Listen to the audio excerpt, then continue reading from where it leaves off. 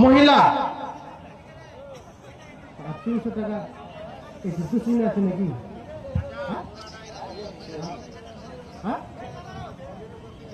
ছেড়ে দেবো না পারবে?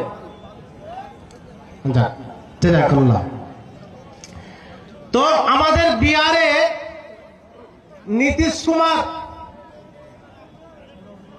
একজন মহিলাকে একটি মানে সে চাকরি করেছে, চাকরি পেয়েছে, তোকে একটি সার্টিফিকেট দিচ্ছে।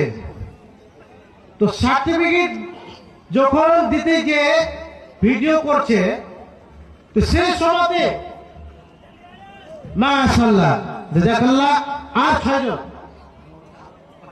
500